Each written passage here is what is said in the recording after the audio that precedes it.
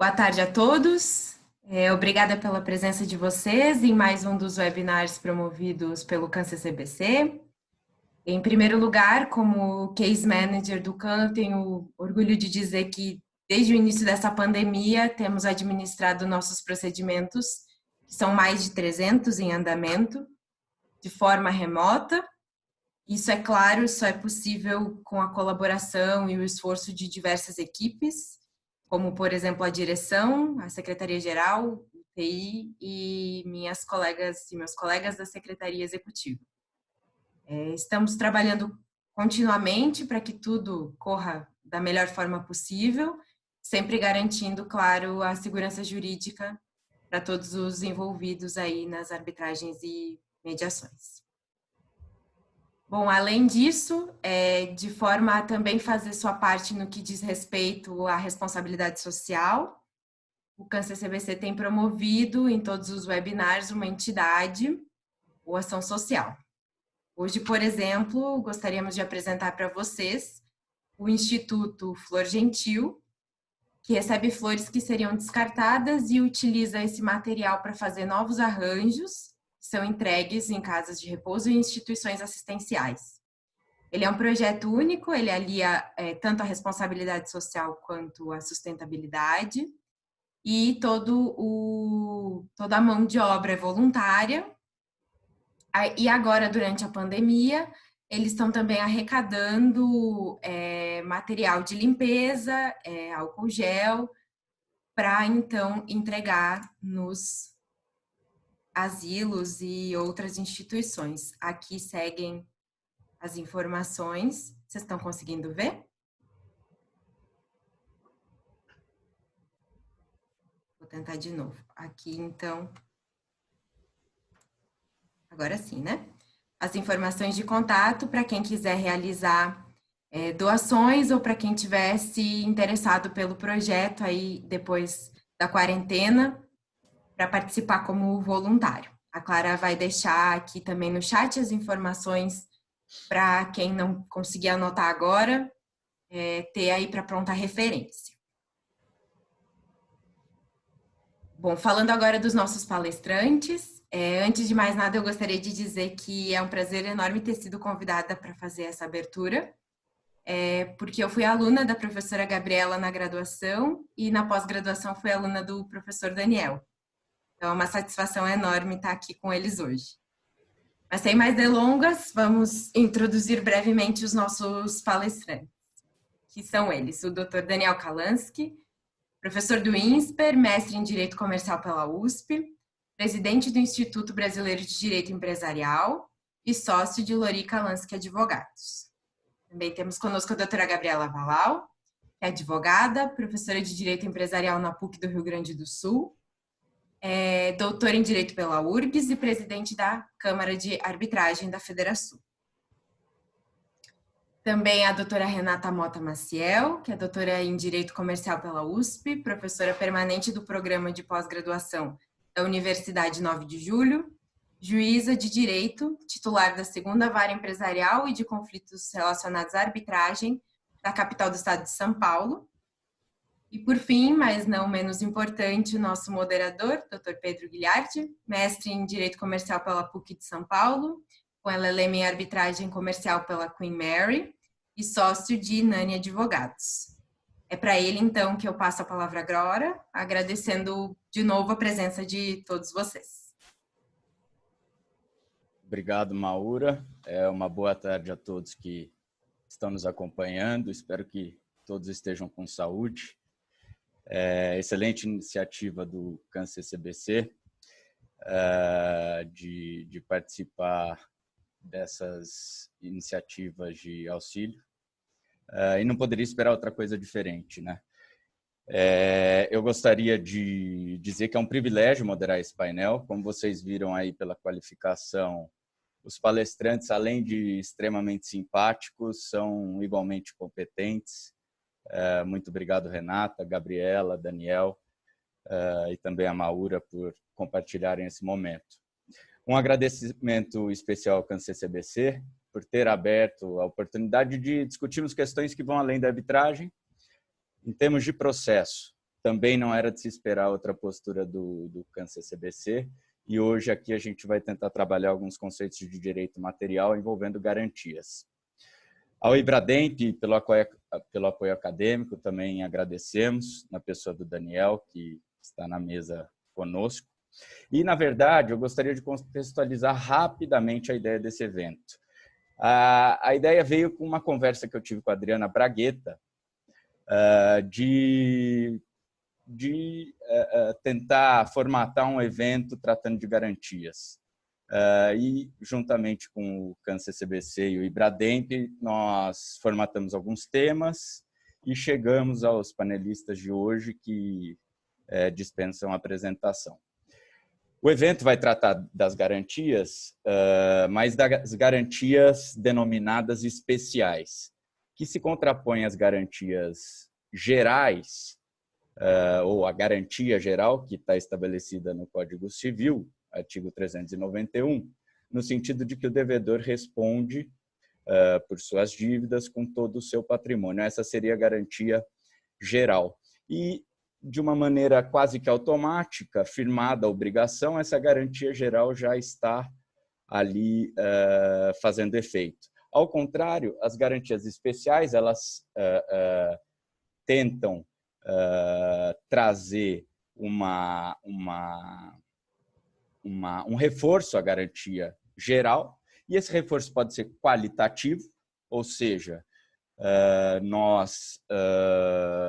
o credor destaca um bem do patrimônio do devedor para que sirva de garantia, ou pode ser uma garantia que amplie quantitativamente os bens ou patrimônio que responderá pela obrigação.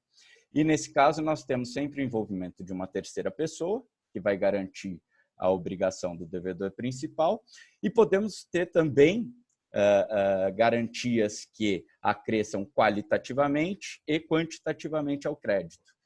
Nesse caso, temos um terceiro, ampliando o patrimônio, e também uma vinculação de determinado bem do garantidor para estabelecer a obrigação que responderá pela dívida.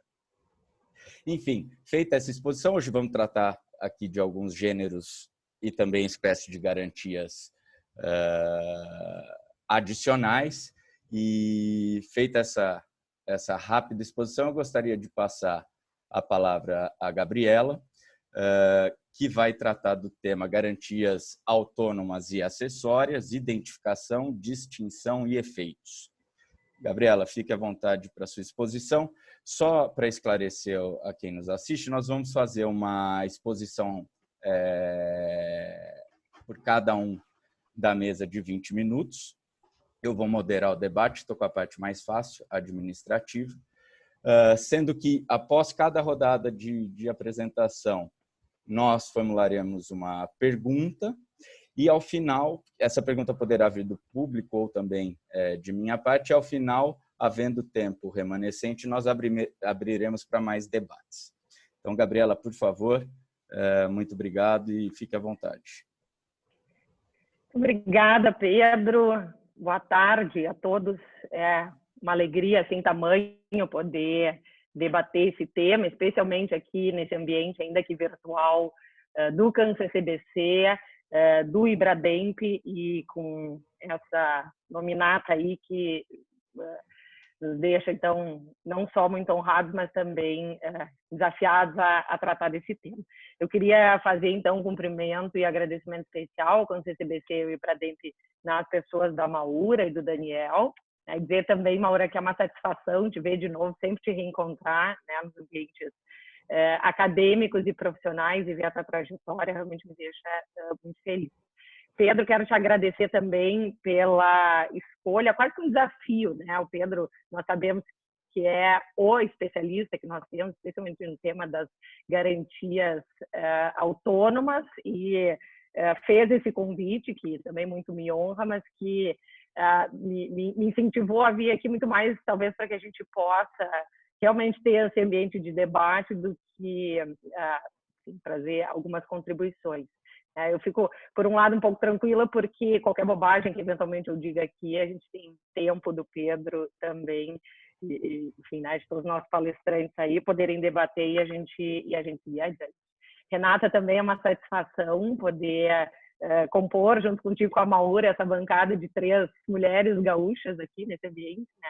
Então, fico muito feliz. Não vou me estender muito, quero também fazer só um cumprimento à nossa audiência, dizer que é muito bom, né, ver quem nos acompanha aqui, que dá sentido a todo o nosso debate, mas, assim como vocês, eu estou também muito mais ansiosa para que a gente possa ouvir os nossos palestrantes que vão seguir. Então, vou já entrar no tema, eu vou buscar monitorar aqui meu tempo. Pedro, Maura, fiquem à vontade aí de eventualmente me interromper, se for o caso, para que a gente possa também desenvolver aqui os nossos trabalhos. Como o Pedro já adiantou, o tema que me tocou, um tema que é muito mais a especialidade dele, mas que me intriga igualmente, é traçar essas diferenças entre as garantias autônomas e as garantias acessórias, para que a gente possa fazer aí algumas classificações e possa entender a dinâmica desse tipo de garantia. E por uma questão de recorte, até porque o nosso tempo aqui ele é relativamente escasso, eu vou buscar tratar muito mais das garantias autônomas e falar das garantias acessórias em contraste, que as garantias acessórias são aquelas com as quais a gente, no mais das vezes, especialmente a garantia de fiança, né? Não é que ela não traga desafios, claro que traz inúmeros, mas a gente está um pouco mais familiarizado na nossa experiência, no nosso cotidiano. Então, hoje vou trazer aqui para o debate esse tema das garantias autônomas para que a gente possa analisar, especialmente analisar em contraste, então, com as garantias acessórias. O Pedro já adiantou antes que nós temos no nosso sistema o artigo 391 do Código Civil, que prevê a garantia geral das obrigações, e aí algumas garantias especiais previstas, tanto garantias fidejussórias quanto garantias reais, previstas também no nosso Código Civil e na nossa legislação esparsa. E pela nossa tradição de civil law, a gente tem muito esse cacoete de sempre buscar uma taxatividade daquilo que está previsto no sistema e tentar identificar na lei aquilo que a gente pode ou não pode fazer. O Brasil, em especial, né, tem uma certa tradição bastante dirigista em termos de relações contratuais, e aí a gente fica muitas vezes na dúvida sobre se aquilo que não está especificamente previsto na legislação a gente poderia fazer, e no caso aqui específico das garantias, a gente poderia ter, então, algumas de forma atípica, ou seja, fora daquele rol que a gente poderia ver como exaustivo que está na nossa legislação. Fato é que as garantias autônomas, então, que são aquelas em que a gente vai focar mais nessa primeira fala, elas são fruto da autonomia privada. Nós não vamos encontrar no sistema brasileiro uma previsão específica, mas, em linhas gerais, a nossa jurisprudência tem um precedente, inclusive, de 1986, do nosso Tribunal de Justiça aqui do Rio Grande do Sul, reconhecendo a possibilidade de garantias para além daquelas que estão tipificadas na nossa legislação, e acho que é relativamente tranquilo da gente começar a pensar, então, que a partir da autonomia privada, garantias outras que não essas que estão, então, taxadas na lei, poderiam ser celebradas entre as partes. Agora, a provocação, que eu acho que é importante aqui para nortear o nosso debate hoje, é como que a gente deve implementar, performar, eventualmente julgar, né? Acho que a Renata depois vai contribuir bastante para esse debate, como é que o judiciário deve enfrentar, especialmente essa questão das garantias que não estão previstas, que não estão nominadas na nossa legislação. Então, antes da gente entrar propriamente para falar das garantias autônomas, que são então essa expressão da autonomia privada, quero fazer uma pequena digressão aqui, até porque minha fala é a primeira nesse nosso debate, sobre a necessidade ou não da gente contratar garantias e como é que a gente pode ou deve interpretar isso nas relações contratuais. Então, a primeira dúvida que surge é: será que todo contrato necessita de garantia? Será que a gente sempre precisa ter esse tipo de amarra entre as partes, e aí a resposta é não, né? Principalmente porque as garantias elas têm um custo, seja ele o custo financeiro ou o custo de todos os outros fatores envolvidos na negociação, na recolha de informações, de documentação, etc. Então, a gente sabe, nem todo contrato vai necessitar de garantia, e a contratação da garantia ela tem que se justificar na medida em que o custo dessa contratação seja inferior à vantagem que a contratação vai trazer. Nós temos contratos, por exemplo, que são de execução imediata, não justificam contratação de garantia. Hoje, cada vez mais, a reputação ela exerce um papel muito importante nas nossas relações negociais. A gente sabe que a informação ela circula de uma maneira muito mais dinâmica, então a reputação ela tem esse fator de fazer não só com que eu possa talvez buscar alguma sinalização por parte daquele com quem eu estou contratando, mas também por, eventualmente, depois da contratação, ter a possibilidade de que aquela parte com que eu estou contratando também se valha da sua vontade de manter uma boa reputação como um fator para cumprir efetivamente os contratos. E a gente sabe que existem discussões e a prática, inclusive, dos smart contracts, né, e outros tantos arranjos possíveis hoje que fazem com que talvez alguma garantia adicional não se justifique. Agora, se a garantia custa, a desconfiança também. Tá? Então, a desconfiança ela custa não só para as partes, mas principalmente para o mercado. Tem um texto clássico da década de 70, que muitos talvez conheçam, né, do Akerlof, quando trabalhou com a ideia do Market for Lemons, né, e a noção de a gente poder ter essa seleção adversa, ou seja, num mercado basicamente marcado pela desconfiança, o que se traz é muito mais um incentivo para que os maus contratantes lá permaneçam e que os bons contratantes saiam de cena, e a gente tem isso como um fator muito negativo, não para as partes só individualmente que estão contratando, mas para o mercado. Então, para tentar fazer esse tipo de alinhamento, para tentar driblar esse custo da desconfiança, entra o papel extremamente importante das garantias, por isso que é muito bom que a gente esteja debatendo isso. Às vezes, eu tenho a impressão que a gente deixa o tema das garantias um pouco relegado a uma questão um pouco mais secundária, a gente está muito mais preocupado na nossa prática profissional, às vezes na prática acadêmica, a discutir a negociação principal, e as garantias parece que elas vêm só na carona. Mas a gente sabe, então, feitas essas observações iniciais, o quanto as garantias elas têm um papel importante para a fluidez do mercado como um todo, para a fluidez das relações, consideradas para muito além só da individualidade, né, daqueles que estão contratando numa situação específica. Bom, então, como eu tinha comentado no início, o Pedro também já tinha adiantado, dentro de todo esse desenvolvimento surge a figura das garantias autônomas. As garantias autônomas, então, elas não têm previsão no nosso sistema, e isso não há exclusividade no Brasil, muitos outros sistemas, inclusive na Europa, onde a gente vê uma prática bastante mais acentuada, né, um uso mais acentuado das garantias autônomas. Muitos países não têm essa figura no seu direito positivado, mas elas começaram a surgir e se tornaram prática comercial e têm sido legitimadas a partir dessa ideia da autonomia privada, da autonomia que se tem de fazer esse tipo de contratação.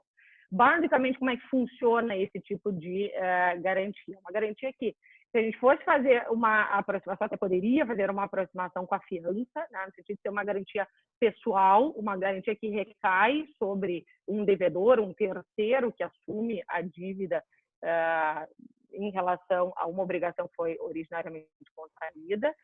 Só que aqui a gente corre um risco, acho que essa talvez seja uma das principais provocações, né? A gente tem que cuidar para não aproximar demais com a figura da fiança, porque, embora a gente esteja tratando de uma garantia que é pessoal e que normalmente recai sobre um banco, recai sobre uma instituição financeira que está assumindo o pagamento, eventualmente, se a obrigação principal ela não for adimplida, existe aqui uma vontade das partes de fazer um descolamento em relação à causa da obrigação original, tá? Diferentemente da fiança, que tem essa característica acessória, essa característica de quaisquer vicissitudes no negócio principal também levarem a garantia na carona. No caso das garantias autônomas, elas surgem exatamente para evitar maiores discussões ou evitar ou pelo menos prima facie, que a gente não deixe de fazer o pagamento, o adimplemento dessa garantia, se por acaso existe algum tipo de discussão em relação à causa principal. Esse tipo de garantia é extremamente útil em relações complexas, em relações internacionais, embora não seja a exclusividade, né? Mas no comércio internacional ou na contratação de obrigações no cenário internacional, como, por exemplo, construção de grandes obras. Imaginem vocês, né? Se alguém assume a obrigação de entregar uma mercadoria em determinadas condições ou entregar uma obra com determinadas características, o quanto de discussão a gente pode ter antes de fazer o pagamento, seja de boa fé ou de má fé, tá? E aí depois, claro que a gente precisa fazer essas distinções, mas num primeiro olhar, né, quando isso vai parar lá com a Renata para ser discutido, num primeiro olhar, talvez a gente não consiga separar uma coisa da outra, né? E qualquer dos contratantes pode levantar uma série de exceções, uma série de razões para não fazer o pagamento. Então, o que as garantias autônomas elas propõem? Esse descolamento em relação à causa do negócio original, para que, bom, ainda que ela venha a ser discutida, o pagamento, num primeiro momento, seja realizado. E aí a gente tem esse desdobramento dentro da relação triangular, né, com o banco, com o ordenador da garantia e com aquele que é o beneficiário. A gente não tem, como eu comentei antes, uma positivação. Né? Até eu estou acompanhando aqui no bate-papo, a Giovana apresentou ali uma pergunta, né? Se haveria uma forma, estou me adiantando aqui, Pedro, né? Mas só para aproveitar esse gancho, se haveria alguma forma específica para essa garantia autônoma, justamente como ela é fruto dos usos e costumes, especialmente no cenário internacional, a lei não vai fazer o dirigismo de como é que ela deve ser contratada. Tá?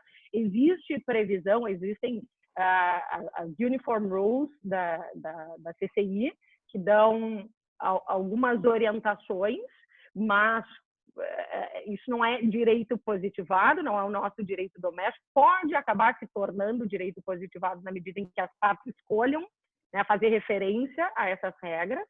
Elas vêm sendo construídas, né, especialmente desde a década de 70, mas em 2010 tiveram a última revisão. E me parece que essas Uniform Rules elas têm esse duplo papel, elas consolidam aquilo que vem sendo tido como a prática internacional, ao mesmo tempo em que também podem servir de base para dar mais garantia, mais segurança, né? Já que a gente não sabe exatamente, a gente não tem no nosso direito positivado, no Código Civil, nem legislação esparsa, a forma específica de fazer esse tipo de garantia. Então, uma referência às Uniform Rules poderia ser uma maneira das partes fazerem esse tipo de alinhamento. Tá? Bom, mas nem toda garantia autônoma ela vai ser necessariamente uma garantia automática. Tá? Então, aí, com o desenvolvimento dessa ideia, né, de poder prever para o credor de qualquer obrigação, principalmente nessas relações complexas que a gente comentou antes, receber primeiro para, eventualmente, algum tipo de discussão ser feita num segundo momento, essa modalidade de garantia foi avançando até surgir na prática internacional as chamadas garantias à primeira demanda ou à primeira solicitação, que simplificam mais ainda o processo, porque não só a gente descola da causa original do contrato de base, da obrigação original, mas também a gente quase que dá uma possibilidade, um estalar de dedos para aquele credor, né, que basta fazer uma menção de que quer receber a garantia e aí receberia. Em alguma medida, a gente teria aqui até uma aproximação com a figura dos títulos de crédito, não que o objetivo aqui seja a cambiariedade, não é isso, mas a gente ter aquela ideia da liquidez do recebimento do pagamento nessas chamadas, então, garantias da primeira demanda ou a primeira solicitação, que são modalidades, são subespécies das garantias autônomas. Bom, como eu tenho ainda alguns poucos minutinhos aqui, eu queria trazer mais até para o debate, porque eu acho que esse é um ponto que tem que ser refletido constantemente em relação a essa modalidade de garantia que não tem uma previsão específica na legislação, que é a ideia da gente pensar o potencial risco moral, a doutrina também, assim como lá no início eu fiz menção à doutrina de análise econômica para comentar a possibilidade de seleção adversa se a gente não contrata garantias, se a gente tem um mercado com desconfiança, talvez um excesso de garantias ou um excesso de acobertamento, né? A gente colocar aquele credor nessa posição, como eu comentei antes, de simplesmente fazer um estalar de dedos e conseguir receber o valor, independentemente de estar ou da obrigação principal ter sido considerada com algum tipo de vicissitude. Aqui a gente tem o potencial risco moral, ou moral hazard, né, que a doutrina de análise econômica refere, que são aquelas situações em que um dos contratantes, acobertado, né, vendo-se numa situação em que ele pode estar beneficiado, como seria o caso aqui das garantias à primeira demanda, ele tende a se comportar de maneira diversa do que se comportaria numa situação ordinária de contratação, né? O que eu quero provocar com isso? É justamente a possibilidade de eu, sabendo que a obrigação principal é nula, sabendo que a obrigação principal não foi cumprida, sabendo que eu não faço jus daquele crédito, claro que existem situações que são claras, situações em que a gente sabe que é evidente que não se faz jus àquele recebimento, e ainda assim, eu executando, né, na condição de credor, de beneficiário dessa garantia, executando e exigindo o seu pagamento, isso é uma situação que me parece um possível exemplo do chamado risco moral, e aí nós precisamos ter mecanismos para isso, né? E a construção que se tem, a gente tem muito pouca jurisprudência no Brasil em relação ao caso, mas se a gente vai observar casos analisados em Portugal, na França, na Inglaterra também, e a nossa doutrina trabalha muito bem com isso, e faço aqui de novo, né, a referência ao livro do Pedro, que muito bem trabalha com a ideia, e nos diz que aqui a gente tem que exatamente saber, eis o desafio, né? Saber como fazer o recorte, esse recorte da fronteira entre a dúvida e a certeza.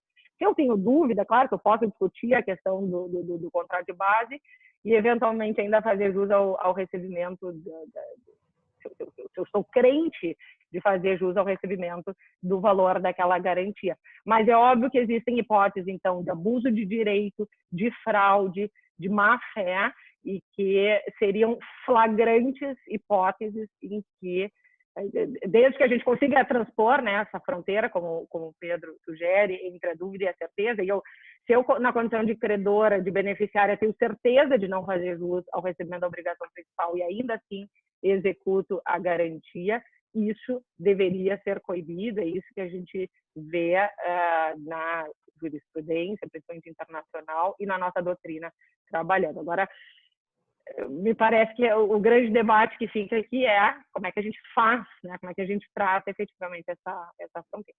Mas então, foram os meus 20 minutos. Eu espero ter contribuído, pelo menos, para um início de debate e fico à disposição. Obrigada. Gabriela, excelente, parabéns pela apresentação, muito elucidativa, até considerando o curto espaço de tempo, não é um tema tão simples. E essa questão da linha tênue entre o que é um chamamento abusivo e o que é um chamamento nos estritos termos da própria garantia é muito difícil. Mas a minha tendência é que o chamamento abusivo há de ser aferido um mero passar de olhos na situação fática. Então, falsificação de documento ou pretensão de chamar garantia cujo montante já foi pago. São situações excepcionais. Caso contrário, me parece que a autonomia privada permite a alteração do risco, ainda que as chances de sucesso em uma demanda que julgue a relação jurídica base seja grande. A autonomia privada daria fundamento para que se pudesse discutir com o dinheiro no bolso. Eu tenho uma pergunta, e aí trazendo um pouquinho para a atualidade, e eu confesso que realmente não sei a resposta. Mas vamos considerar a pandemia atual como um evento qualificado como sendo de força maior. Você acha que esse evento poderia ser um fundamento para justificar a inexigibilidade da prestação de garantia? Ou seja, o credor da garantia, ao chamar o banco ou a seguradora a efetuar o pagamento, ou o fiador, poderia o garantidor se recusar ao pagamento sob o pretexto da ocorrência de um evento de força maior? E isso alteraria a sua conclusão e sua resposta? Seria diferente se estivéssemos tratando de garantias autônomas ou acessórias? Vamos lá, muito bom, Pedro. Acho que eu fico mais tranquila que pelo menos você dissesse que também não saiba a resposta definitiva. Acho que é o tema do momento, né? Essa pergunta é excelente e acho que a gente tem que ir por pontos aqui, né? O primeiro deles é, claro, que o evento da pandemia e tudo isso que nós todos estamos vivenciando vai sem dizer que pode suscitar uma série de teses que levariam, seja ao redimensionamento das obrigações ou até mesmo à extinção, né, de alguma obrigação, dependendo da natureza daquilo que está no contrato de base. Então, a gente poderia aí discutir horas, assim como, enfim, muito bem tem sido discutido por quem é muito mais apropriado em relação ao tema, né, a quebra da base objetiva do negócio, teoria da imprevisão, situações de hardship, etc. Tá? Tentando resumir um pouco aqui, a minha impressão sobre tudo isso é que eu acho que nós não temos, nem deveríamos ter, respostas preta-porter. Para cada negócio, em cada circunstância, isso tem que ser analisado, mas é um fato que é, no mínimo, uma tese a ser levantada. A gente vai ainda ver como é que a jurisprudência vai se comportar, a gente observa, às vezes, algumas tentativas de, dentro daquela ideia de dirigismo da própria lei, tentar resolver já, nem sempre é possível que a gente já tenha essas soluções a priorísticas, mas, como tu bem mencionaste, existe a possibilidade das teses serem levantadas. Se isso vai levar a um sucesso por parte enfim, de quem quer que esteja sustentando, a gente teria que analisar com mais detalhes cada caso.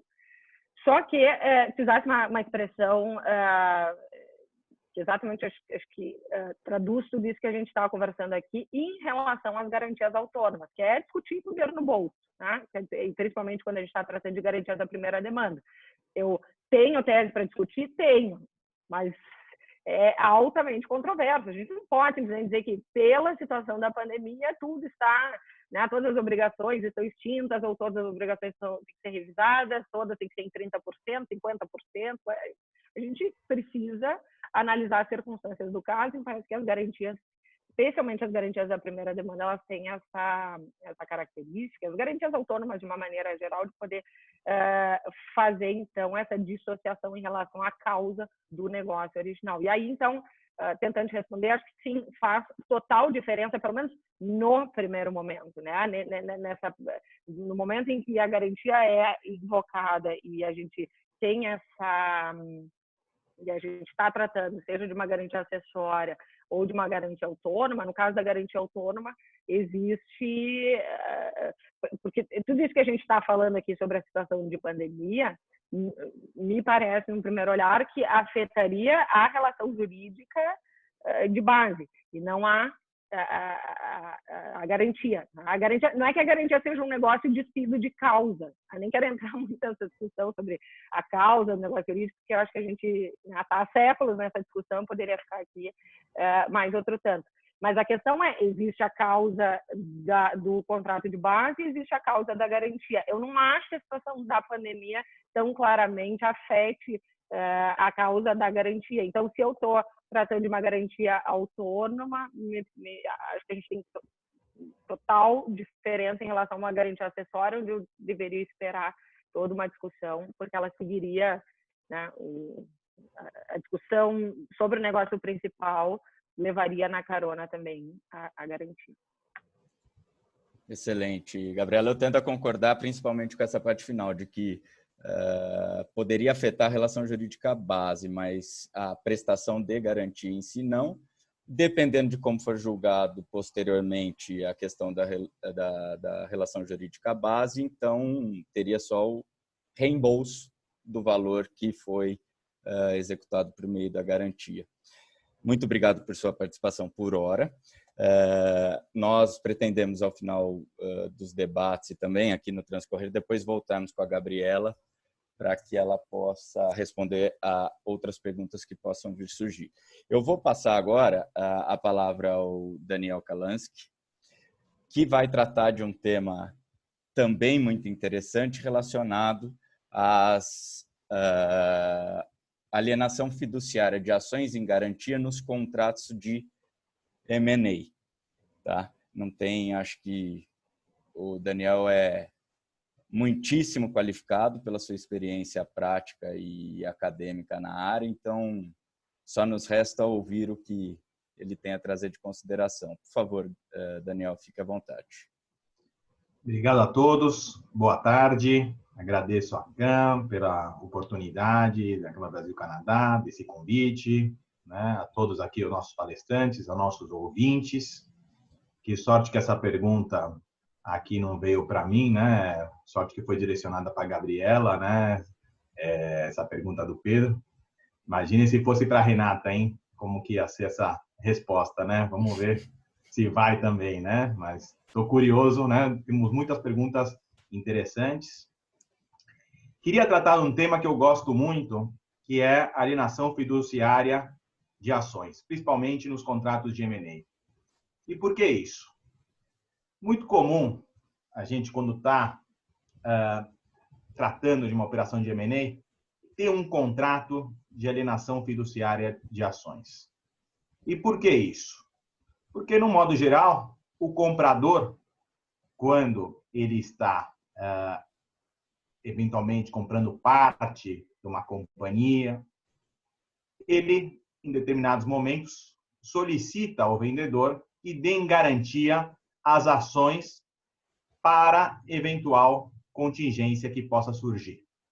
No caso em que o vendedor ainda fica na companhia, principalmente nesses casos, o vendedor dá suas ações que remanesceram para garantir eventuais contingências. É muito comum, então, portanto, esse contrato de alienação fiduciária nas operações de M&A. E eu sempre fiquei uma dúvida, já trabalhei nesses casos olhando tanto do lado do comprador como do lado do vendedor. E quando a gente olha a minuta desse contrato, tem 5 aspectos que me chamam muito a atenção desse contrato. O primeiro aspecto muito interessante dele, quando a gente olha o contrato, é que existe a possibilidade expressa de venda imediata, caso haja qualquer inadimplemento das ações. Então, o contrato ele é feito de tal forma que você não precisa notificar o devedor, não precisa dar preferência, não precisa enviar uma carta. Aconteceu o inadimplemento, ocorre a consolidação da propriedade na mão do credor e o credor pode vender as ações sem ter que enviar nenhuma notificação. Assim diz pelo menos o contrato.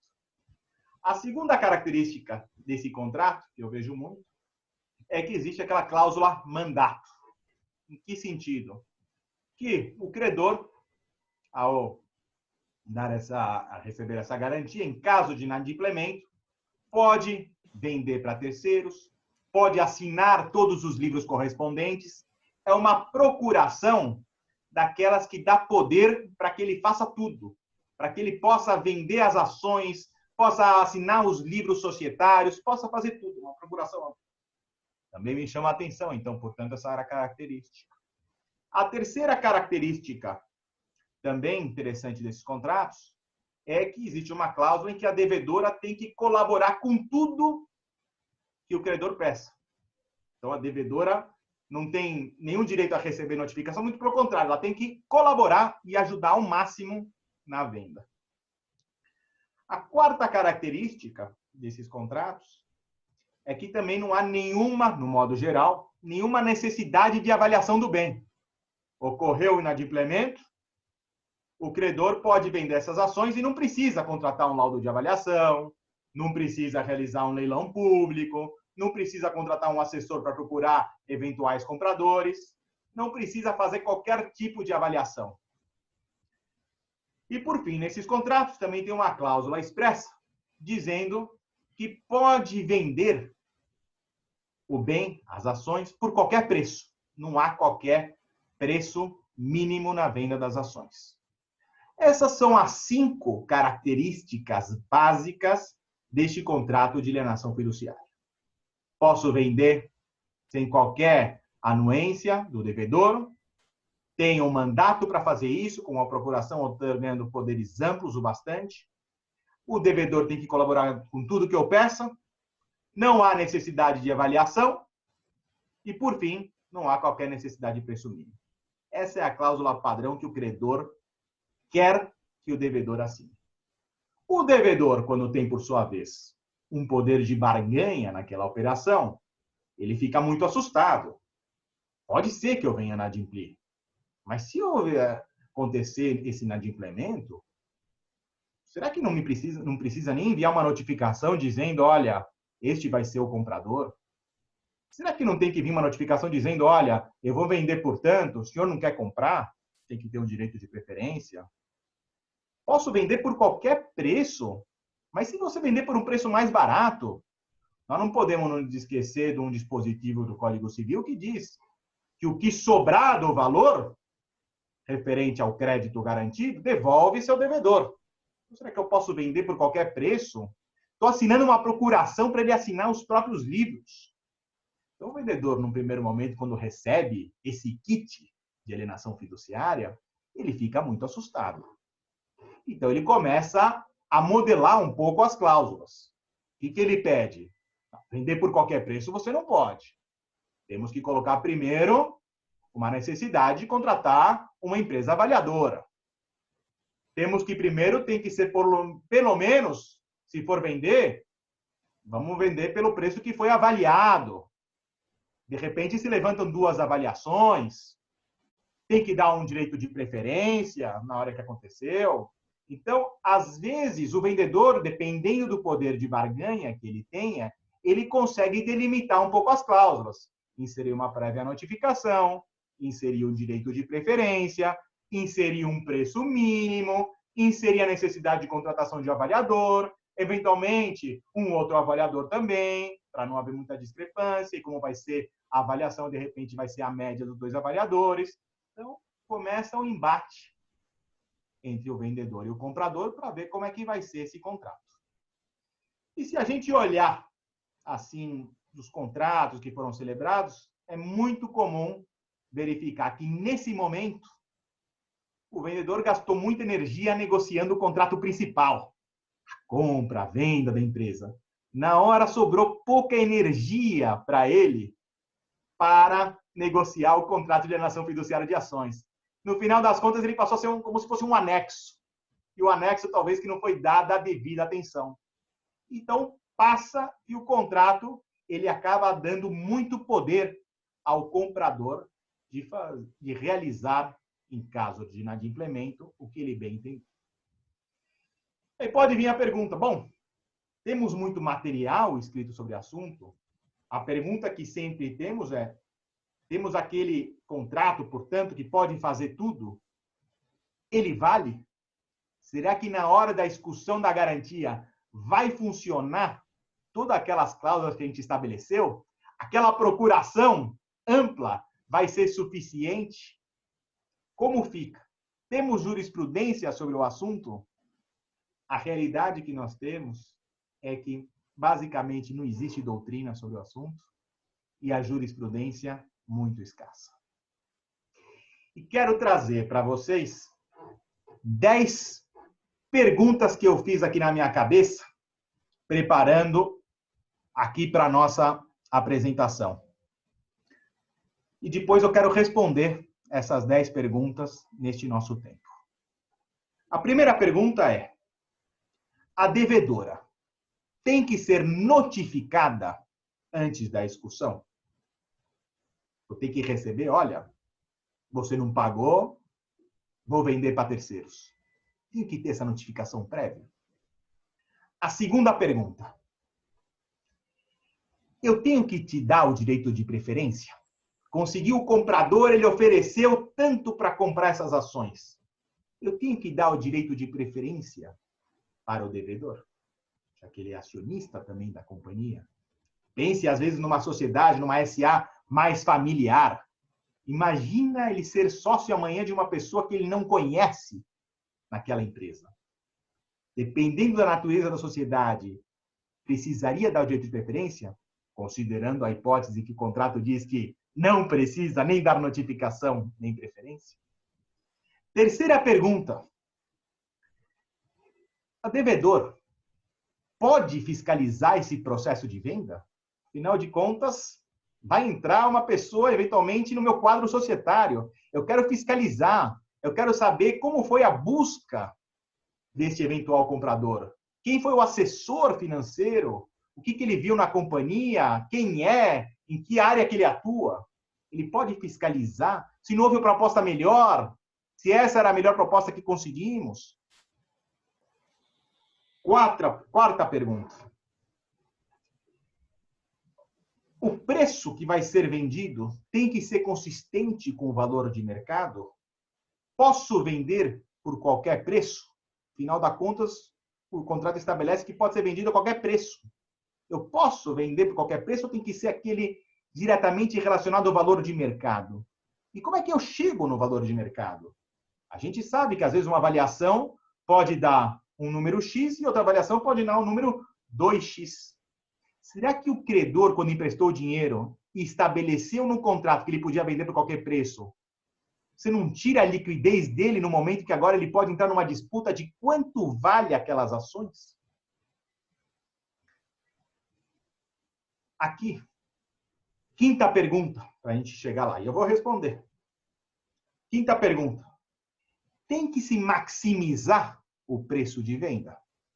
Ele tem que buscar, vou vender para o primeiro que apareceu? Ou ele tem que montar um processo, tentar conseguir a melhor oferta, buscar o comprador aqui do Brasil, o comprador estrangeiro, maximizar o preço de venda? E aqui, para os processualistas, lembro de um artigo que eu estava pesquisando, que é o artigo 805 do Código de Processo Civil, que estabelece, em caso de execução de garantia, que o juiz mandará que se faça pelo modo menos gravoso para o executado. No momento em que tem que ser feito pelo processo menos gravoso para o executado, será que não tenho que, então, portanto, buscar a maximização do processo de venda? Existe também, não podemos esquecer, indo para a sexta pergunta, o Decreto-Lei 911, aquele antigo que muita gente esquece. Ele estabelece um procedimento de busca e apreensão para a consolidação da propriedade. Tem que haver, no caso de alienação fiduciária de ações, esse processo que está estabelecido no Decreto 911 de busca e apreensão? A ação é um bem corpóreo ou incorpóreo? Vamos já tratar disso. Sétima pergunta: como tem que ser feito o acesso à informação por parte do devedor? Ele tem que conhecer o comprador? Como a gente sabe, não existe, aqui existe no Brasil, a questão do pacto comissório. O credor não pode ficar com o bem.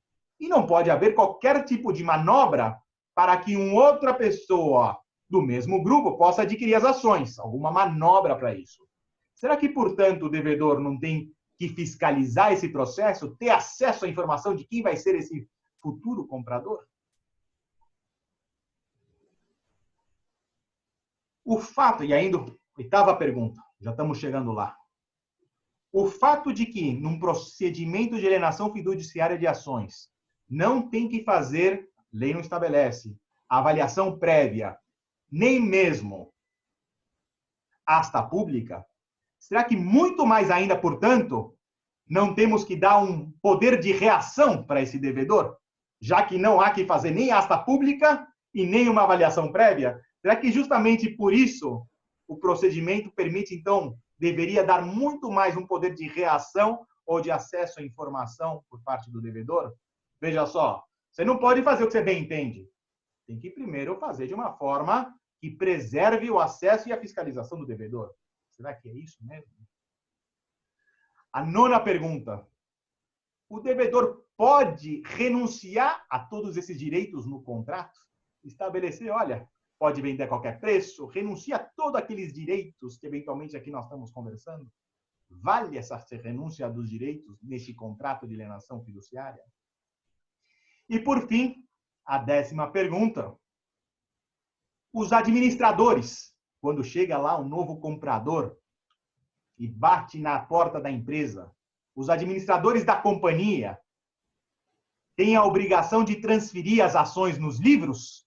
Como fica essa função dos administradores que estão lá e tocam a campainha lá na sede dele e ele está com os livros da empresa e precisa fazer a transferência das ações? Como fica essa posição dos administradores? Simplesmente transferem, examinam um contrato de alienação fiduciária, verificam se for dado todos esses direitos de preferência, de reação do devedor, se foi feita uma avaliação correta, se o preço está correto? Essas são as 10 perguntas que eu gostaria de tratar com vocês hoje. Vamos lá para responder elas nesses poucos minutos que nos faltam. E essa um pouco da minha opinião com relação a esse assunto. Cada contrato tem suas particularidades, mas quero aqui mais puxar, e sei que minhas observações vão ser polêmicas, mas queria justamente esse debate para trazer os pontos polêmicos. Primeira pergunta que nós tratamos, se ela tem que ser notificada antes da execução.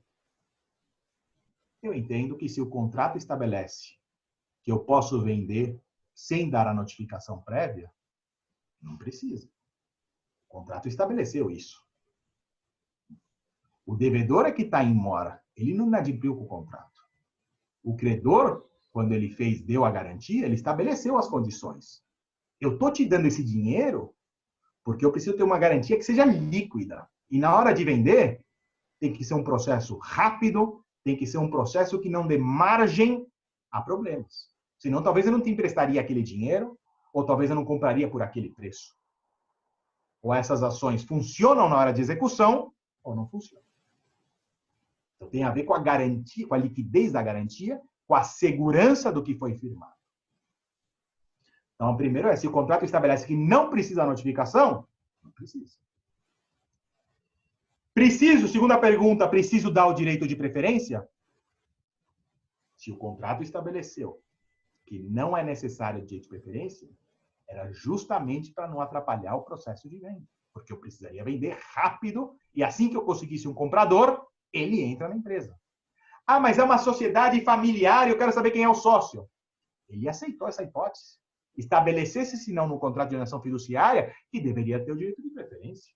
Por que não estabeleceu? Na hora, quando quis o dinheiro, topou, não deu a atenção certa ao contrato, deveria ter negociado. Fiscalizar o processo. Tem o direito a fiscalizar o processo? Eu acho que neste aspecto de fiscalizar o processo, acho que tem direito a saber quem vai ser o comprador. Ele tem direito a, eventualmente, conhecer quem vai ser o comprador. Agora, não pode impedir que o comprador entre na companhia. Ele pode fiscalizar, mas dentro de determinados limites. Não pode impedir a liquidez da venda. O preço tem que ser consistente com o valor de mercado? Pode ser por qualquer preço? Aí eu entendo. Você não pode vender a garantia por qualquer preço. Ah, mas no contrato está estabelecido que pode vender por qualquer preço, pode até vender por R$1. Não é assim. O bem tem um valor. Você não pode querer vender um bem que eventualmente tem uma avaliação de 50 e outra de 100 por R$1, porque você quer vender rápido. Existe aí uma obrigação do credor também não abusar do seu direito. Por isso que eu recomendo, quando se celebra esse contrato, de que exista, sim, um procedimento de avaliação. Vai se contratar no momento da discussão uma empresa XYZ, essa empresa vai avaliar e posso, inclusive, vender por um deságio de tanto. Então, você não está vendendo por um preço vil. Na minha visão, aqui tomar muito cuidado para também não prejudicar. Uma coisa é ter liquidez e outra coisa é prejudicar o devedor.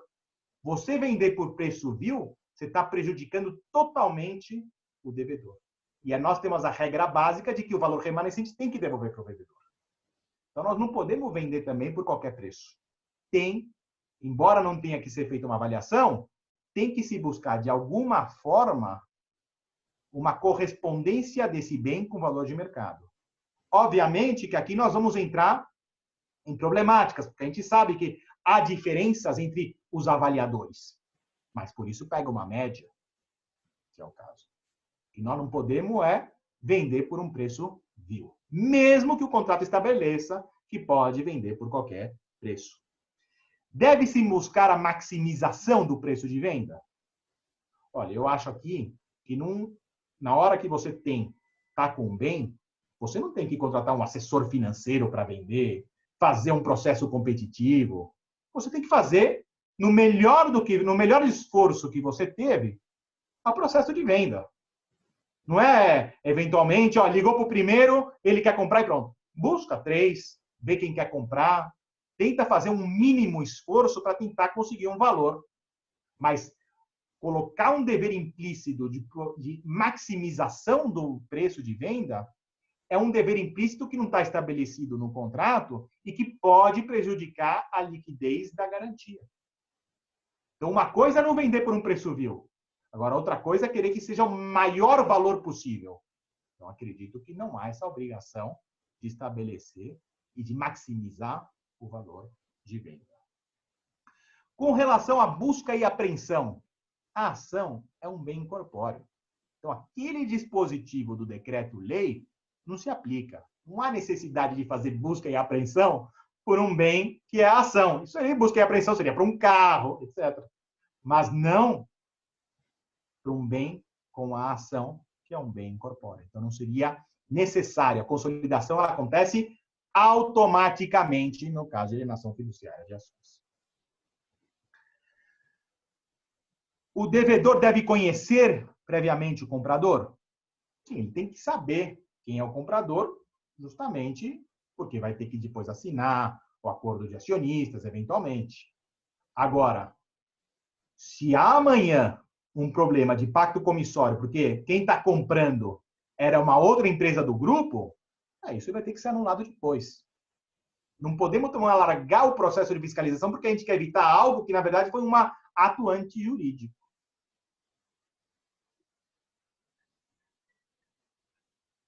O fato de não exigir uma prévia avaliação ou a venda em asta pública, portanto, o rigor deveria ser maior, deve ser dado um poder de reação?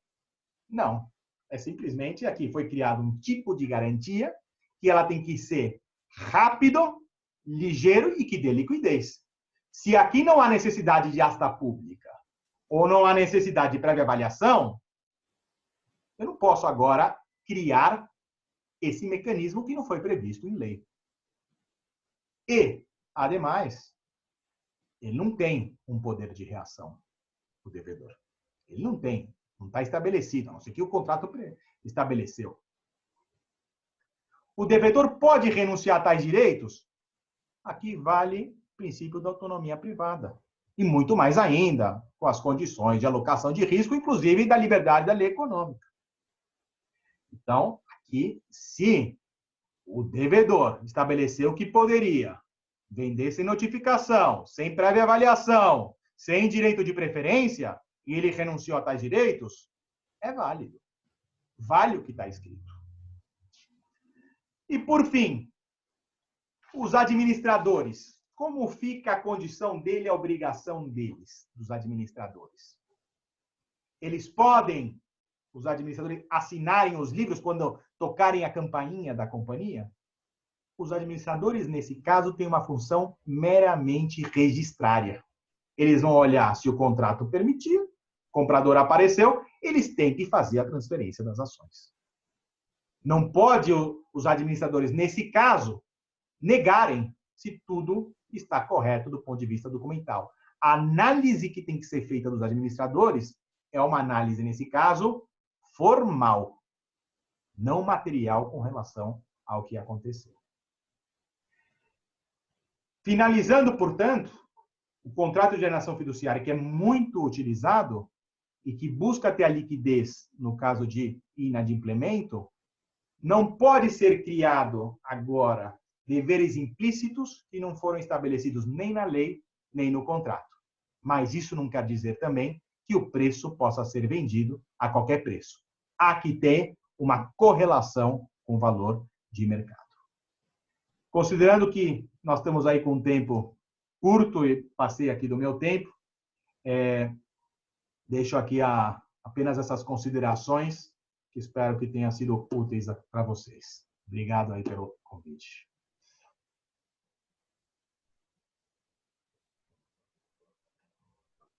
Não estamos escutando, Pedro.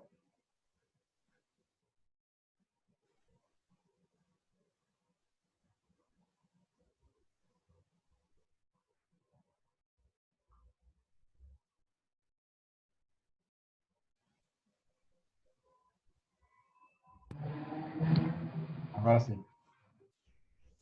Deu? Sim.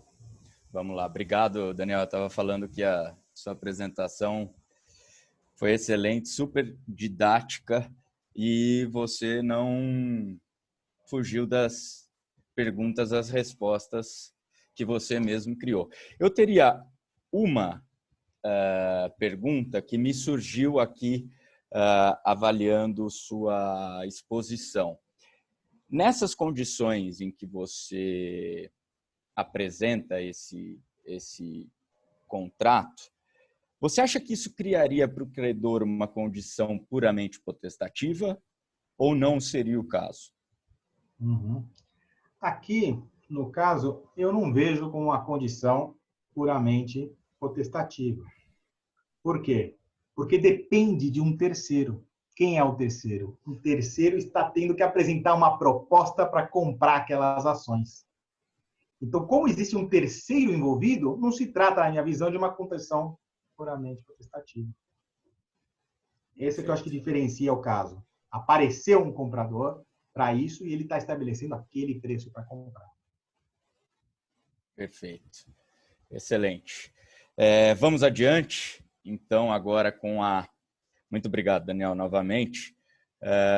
Com a exposição da Renata, nossa representante do Poder Judiciário, que vai trazer algumas considerações a respeito do chamamento das garantias empresariais e o Poder Judiciário.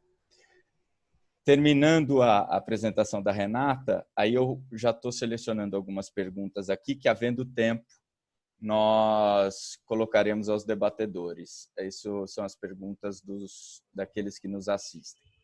Renata, por favor, fique à vontade para a sua exposição e, novamente, obrigado. Bom, boa noite, né? Mas boa tarde, boa noite. Eu cumprimento o Pedro Guilherme e seu nome, os organizadores desse evento, a Câncer CBC e o Ibrademp, assim como os meus amigos de painel aí, a Gabriela e o Daniel, a Maura também.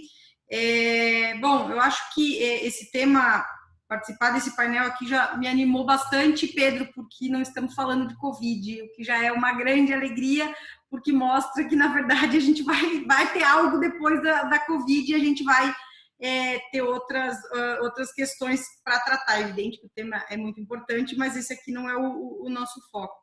E quando tudo isso passar, né, eu acho que a gente vai ter problemas aí de inadimplemento, vamos ter problemas de insolvabilidade, vamos ter problemas de insolvência, usando aqui os conceitos do professor Fábio Conder Comparato, né, no seguro de crédito, e, portanto, nós vamos ter questões envolvendo garantias empresariais.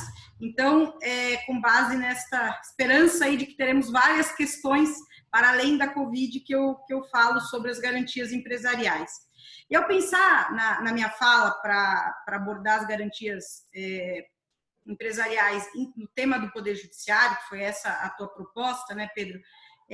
A minha hipótese aqui para essa fala breve foi por que, muitas vezes, né, o judiciário não observa as garantias. Eu até ia fazer uma brincadeira e ia dizer por que maltratamos tanto as garantias no Poder Judiciário, muitas vezes. É claro que eu estou fazendo uma brincadeira, né, mas, de alguma forma, essa minha indagação precisa ser refletida. Porque quando o Pedro me propõe que fale do tratamento das garantias pelo Poder Judiciário, eu imediatamente, Pedro, eu pensei nas situações em que as garantias não foram observadas. Né, nas situações em que o Poder Judiciário, de alguma forma, relativizou, né, o que foi combinado entre as partes inicialmente. E a indagação que eu faço aos senhores, mas eu faço a mim mesma. Toda vez que vocês me convidam para esses webinários, eu fico fazendo o jogo do espelho aqui. Eu jogo críticas, mas essas críticas, na verdade, eu tenho um espelho aqui na minha frente que me devolve essas críticas para pensar de uma forma... refletir sobre esses temas e sim, apresentar também críticas, porque eu acho que é um ambiente, embora tenham profissionais da área, mas a gente não deixa de estar num ambiente acadêmico aqui.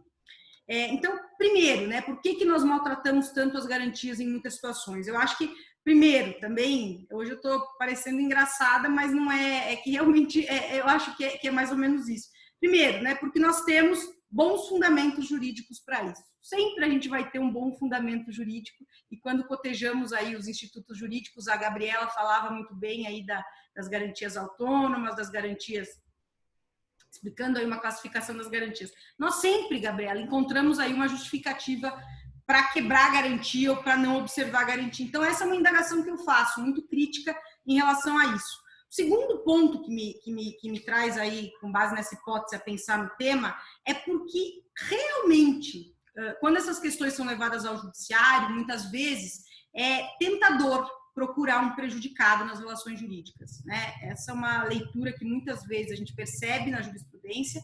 E se o magistrado ainda tiver uma veia, brincadeira de novo, mas se tiver uma veia de justiceiro, então, ele tem a faca e o queijo na mão para fazer justiça e quebrar garantia.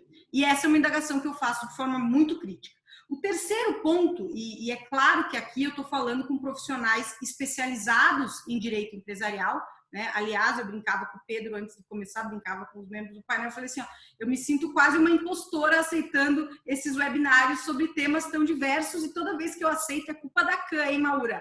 Toda vez que eu aceito um webinário aqui, vem especialistas em determinada área, eu estou sempre aqui, eu penso, eu estou me achando uma fraude, mas na verdade porque, de fato, no Poder Judiciário, enfim, na vara empresarial, eu recebo causas e aí eu acabo trabalhando quase como uma clínica geral, mas preciso ter um olhar especializado dentro da especialização das varas, o que para mim é um grande desafio. Acho que é por isso que eu aceito esses webinários, porque eu aprendo com os integrantes dos painéis.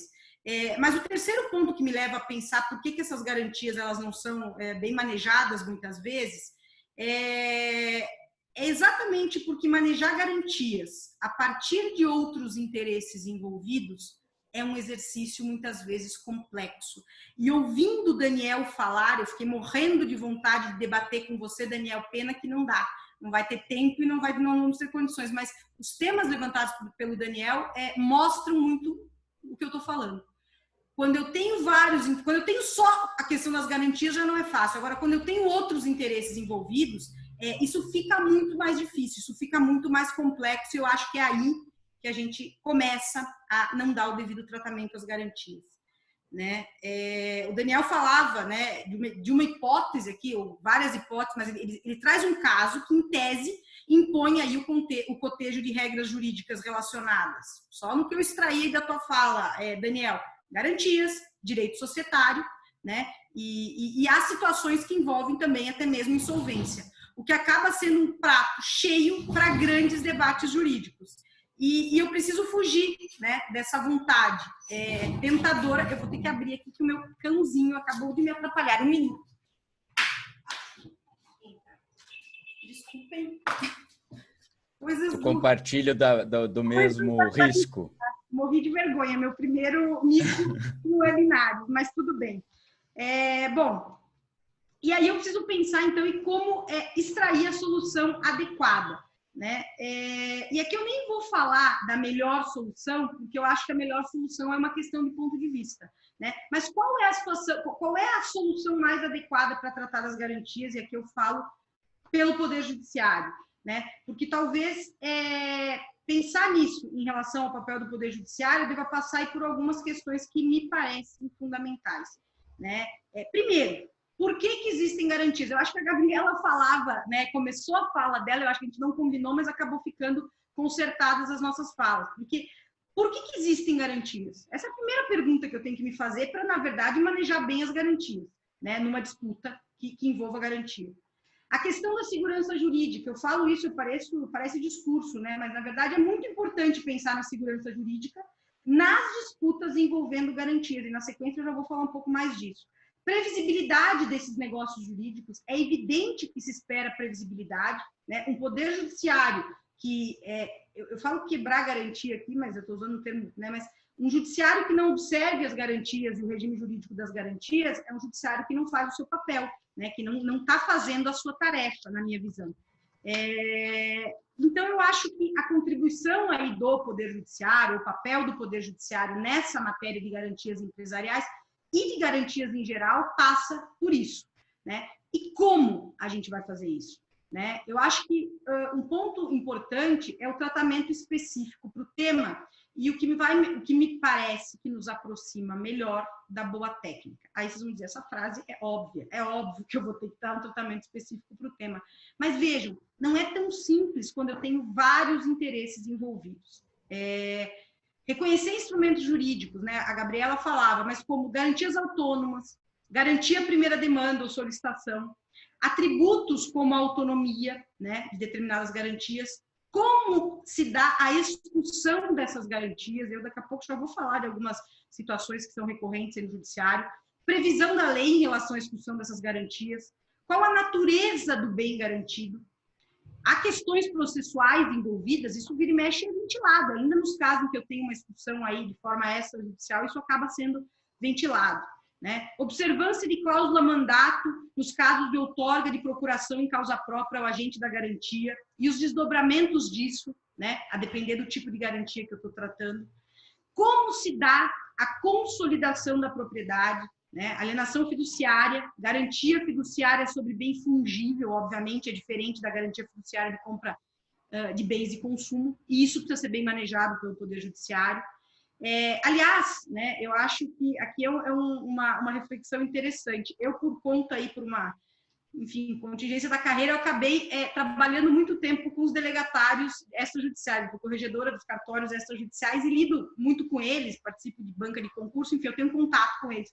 E eu, às vezes, até dou aula sobre direito das garantias para eles. E eu confesso aos senhores que é muito mais fácil conversar com eles sobre garantias, porque para eles é tudo muito mais claro, preto no branco, tem que cumprir, tem que registrar como eu vou fazer a consolidação da propriedade. Nós, no direito empresarial, nós temos tantas variáveis aí que a gente arruma que isso acaba gerando, se a gente não tiver cuidado, uma insegurança jurídica, né? E essa eu acho que é uma preocupação muito importante. Um outro ponto que eu acho que a Gabriela falou e o Daniel também falou aí reflexamente é a questão da desvinculação ou não à relação jurídica base. Esse é um ponto muito importante quando a gente maneja as garantias, né?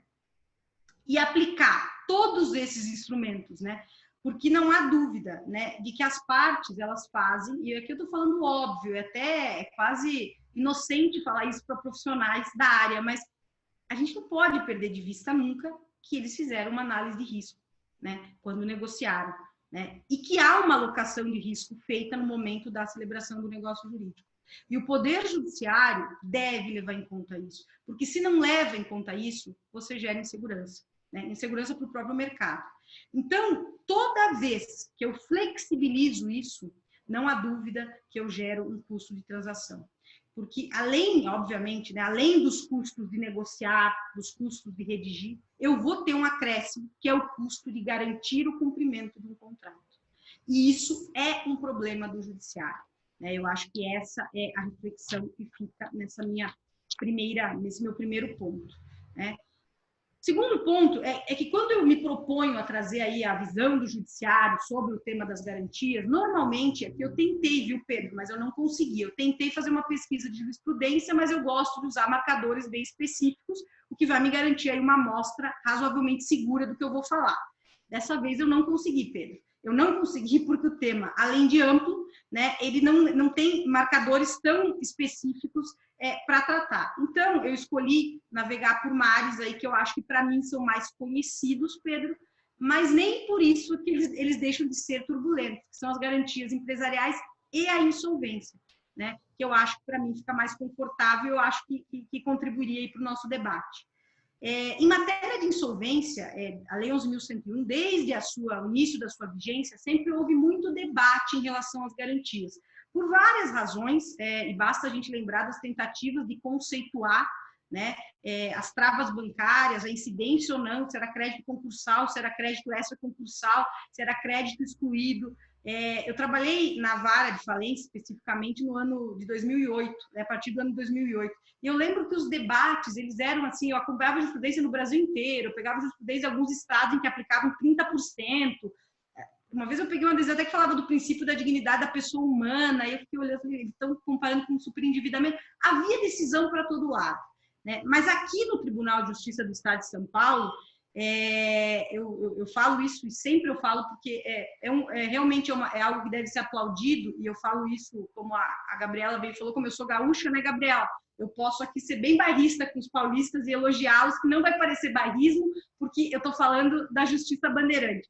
Mas o TJ, realmente, a Câmara reservada à falência, as câmaras empresariais, elas sempre tiveram um olhar muito sereno, trazendo aí, de alguma forma, segurança jurídica em matéria de garantias, nessa questão das garantias não estarem submetidas à recuperação judicial, né? Porque, vejam, a regra ela é muito clara, né? O Arnaldo César Coelho que diz a regra é clara, e aqui a regra era muito clara.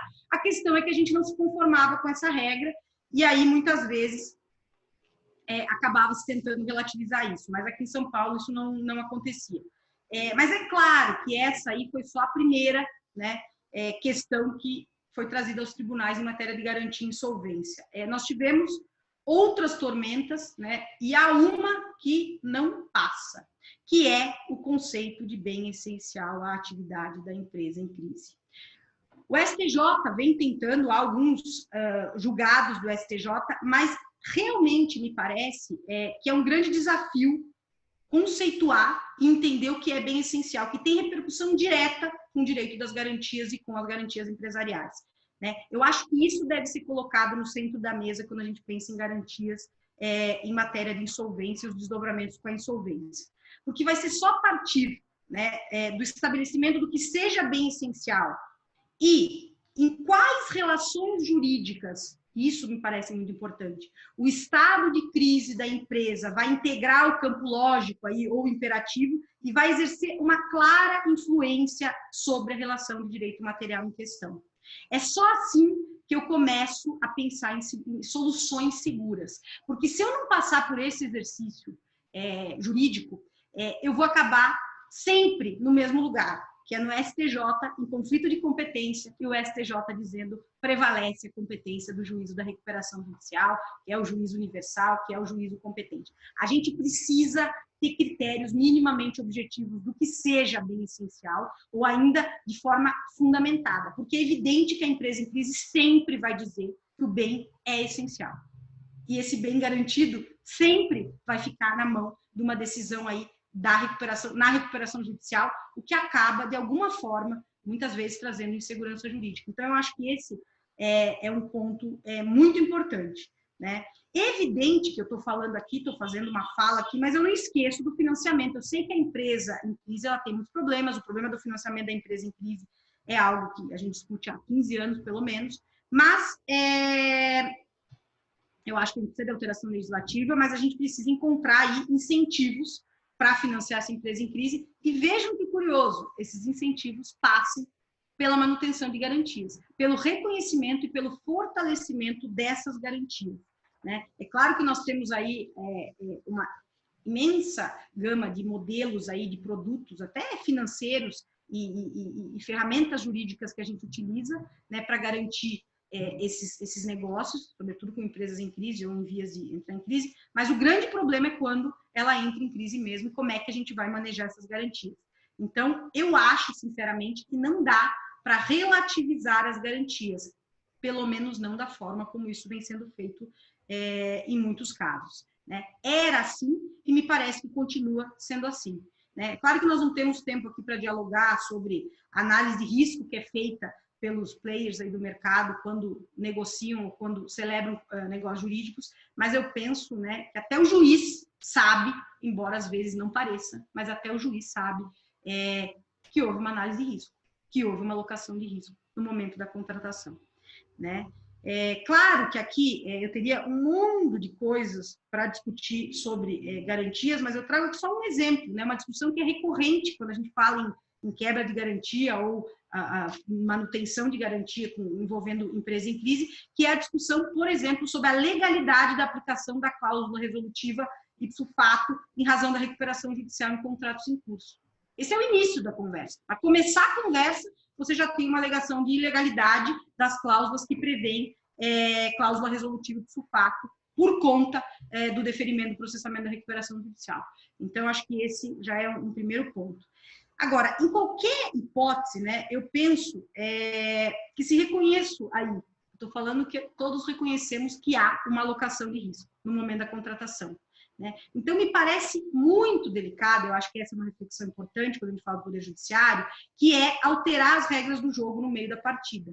Alterar as regras no meio do jogo, no meio da partida, é muito, mas gera muita insegurança jurídica. Ah, Renata, vocês vão dizer, mas isso evita a quebra da empresa? Isso dá mais fôlego para a empresa? Há o princípio X, há o princípio Y, tem o triple bottom line, a Covid, né? Agora a gente tem a Covid. Eu acho que não é suficiente para a gente quebrar a garantia sem um fundamento muito, mas muito claro e muito específico. Porque, do contrário, isso gera insegurança jurídica e me parece que não é o melhor caminho. Eu sempre lembro aqui, até outra brincadeira, mas assim, eu sempre lembro, né? A gente sempre quer aquele meme que fala assim, o que queremos, né? Queremos um mercado maduro, nós queremos ser respeitados, é isso que todos nós queremos. Mas o que nós fazemos? O que nós fazemos no primeiro sinal de crise, nós corremos para o judiciário e pedimos um alvará para não cumprir o que foi combinado.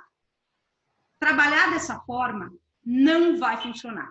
Nós temos um projeto de lei em andamento aí envolvendo a recuperação, alterações, medidas emergenciais, alteração da lei de insolvência, com alguns gargalos ali que provavelmente vão cair nisso aqui, né? Então, assim, isso gera insegurança jurídica, isso não torna o nosso mercado mais forte. Ao contrário, também não gera aí benefícios como muitas vezes a gente pode pensar.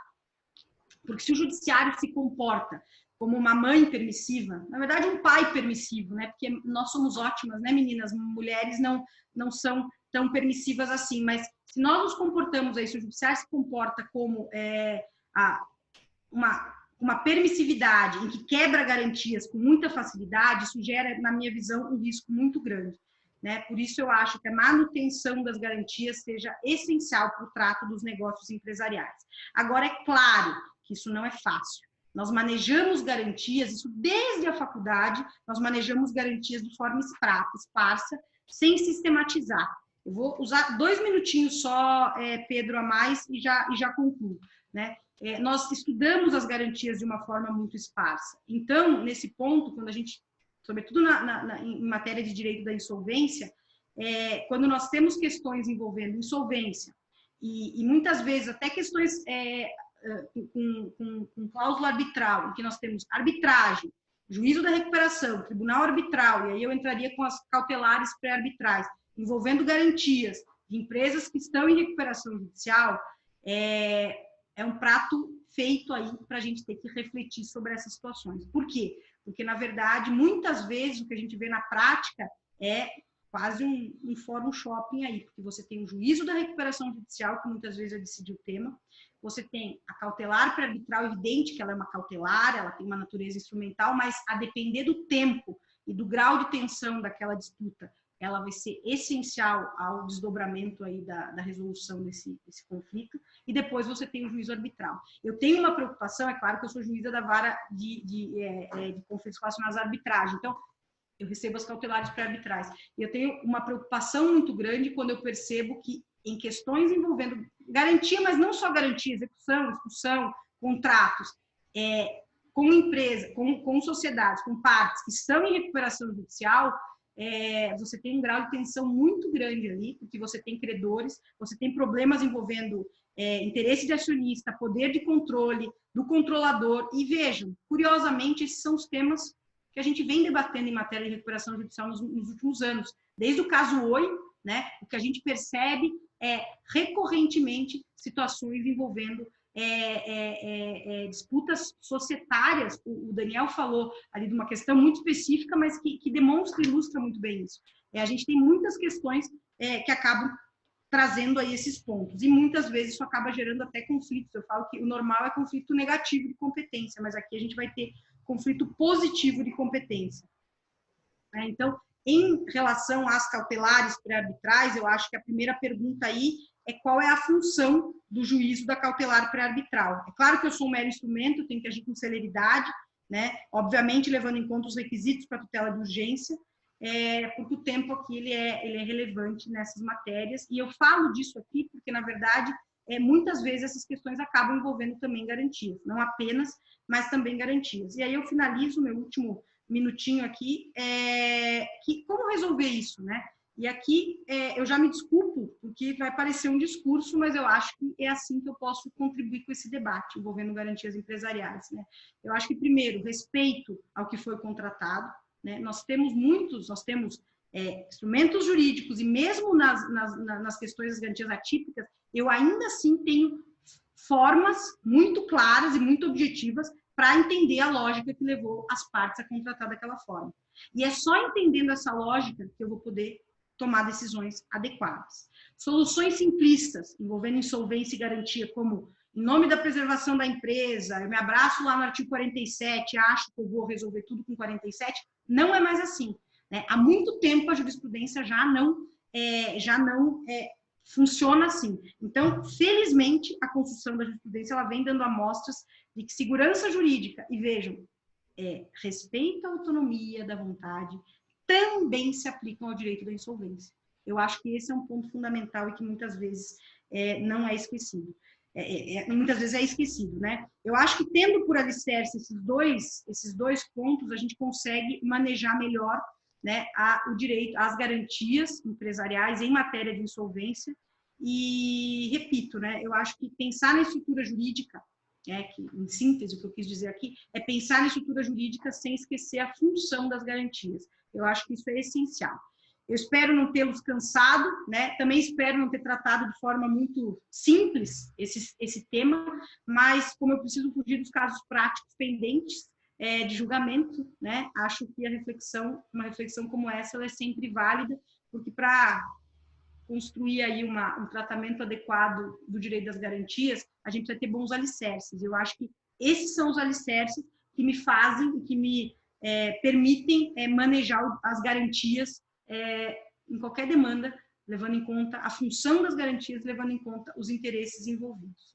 Agradeço mais uma vez o Pedro e peço desculpas porque eu passei 4 minutos do meu tempo. Obrigada. Renata, nós que agradecemos. Eu gostaria que todos tivessem os mesmos alicerces para poder decidir questões empresariais, viu? Porque... E aí já há uma explicação e isentando o CAN-CCBC de culpa, daí porque você sempre é convidada. Você, em meio a supostos especialistas, dando esse show sobre as questões perante o Poder Judiciário. E o que eu achei muito interessante é como o tema das garantias ele vai se penetrando como se fosse raiz em diversos diversas questões, da insolvência, das cautelares pré-arbitrais, etc. Ele está ativo na vida dos negócios empresariais. Renata, eu vou aproveitar uma pergunta da nossa audiência e é uma pergunta submetida por Rodrigo Pereira Cuano. Ele pergunta: doutora Renata, a aprovação do plano de recuperação judicial poderia prever a flexibilização das garantias, mesmo que os interesses dos credores não sejam homogêneos? Eu estou até lendo aqui, obrigada, Rodrigo, pela pergunta. Veja só, né, Rodrigo, não sei se você trabalha na área, mas logo que a lei entra, eu acompanhei, como eu estudo o tema, eu gosto do tema, eu não trabalho hoje com a recuperação judicial diretamente. Hoje eu sou juízo da ação individual, né, Pedro? Então eu sou uma intrusa lá na recuperação, eu não sou juízo da recuperação. Mas por volta de 2013, 2012, 2013, começam a surgir os planos em que se quebrava a garantia via cláusula do plano. E há votos que eu reputo aí muito, são aulas, realmente são aulas do desembargador Francisco Loureiro, em que o Loureiro dizia da ilegalidade dessas cláusulas que quebravam garantia sem a anuência do credor garantido, né? Então, eu acho que a aprovação do plano poderia prever a flexibilização das garantias? Poderia, desde que o credor garantido concorde com isso. Porque, do contrário, não dá para prevalecer, eu acho, a regra de maioria nesses casos, embora seja tentador fazer isso, mas não dá. Porque se você faz isso, qual é o risco? Vocês já imaginam, eu sempre falo isso, mas é uma coisa. Você está conversando com um investidor que vai conceder crédito aí para uma empresa no Brasil. Como é que funciona o teu sistema de insolvência no país? É ótimo, a lei de 2005, maravilhoso. Mas os juízes observam o que está na lei? Observo, mas essa minha garantia que ela vai ser reconhecida em caso de quebra, em caso de crise. Aí você vai dizer, não, daí depende do juiz, né? Se cai para o juiz A, se cai para o juiz B. Não dá para ser sério um lugar em que você quebra a garantia por conta da crise, assim, de forma automática, sem ter algum parâmetro.